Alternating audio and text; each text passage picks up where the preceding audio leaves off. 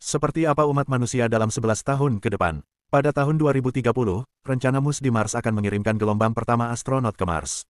Ini adalah planet kedua yang diinjak manusia sejak mereka mendarat di bulan terbuka. Mars seolah menjadi rumah kedua umat manusia.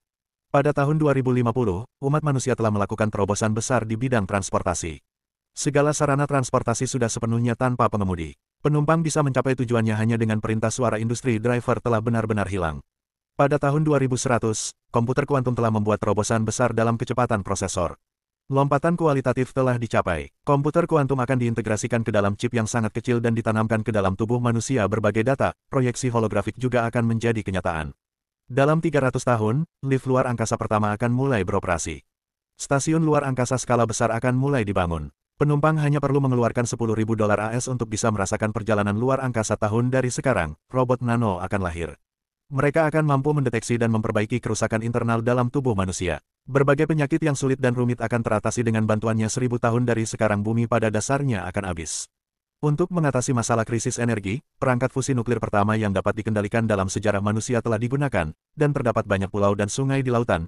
Cobalah, setelah tahun 2000, teknologi kecerdasan buatan membuat terobosan besar. Robot otonom gelombang pertama mulai digunakan industri jasa dan industri manufaktur. 3000 tahun kemudian, manusia mulai mengembangkan sumber daya bulan berskala besar, menggunakan helium-3 yang melimpah di dalamnya untuk fusi nuklir dan membangun kawasan industri skala besar di sini Mars. Setelah 4000 tahun, rencana transformasi Mars 1000 tahun selesai. Umat manusia tidak hanya memasang perangkat medan magnet buatan di kerak Mars untuk melindungi Mars dari angin matahari dan sinar kosmik, tetapi juga berimigrasi ke Mars dalam jumlah besar siap bereproduksi lagi. 5000 tahun kemudian, manusia akhirnya menemukan kehidupan alien. Namun karena keterbatasan tingkat teknologi, manusia tidak bisa langsung menghubungi alien. Sebelum rahasia kaum Grey diumumkan ke publik, kebanyakan orang menerima kenyataan alien itu peradaban ada.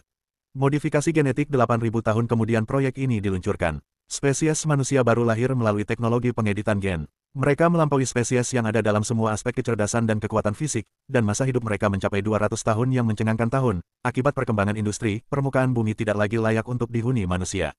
Kota-kota luar angkasa mulai dibangun dalam jumlah besar dengan bantuan gravitasi buatan.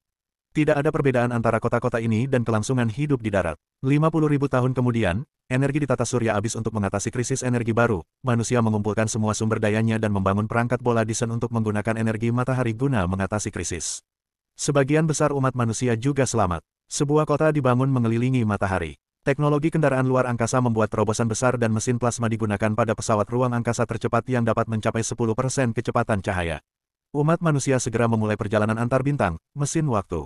Pertama dalam 1 juta tahun sejarah.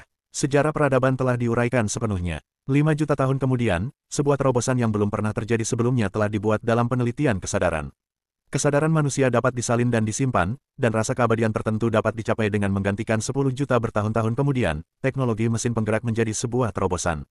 Umat manusia juga berhasil memasuki peradaban tingkat ketiga. Melalui pesawat ruang angkasa mesin penggerak, manusia mulai menyebar ke seluruh galaksi dan peradaban lain di alam semesta, memulai pertempuran yang belum pernah terjadi sebelumnya.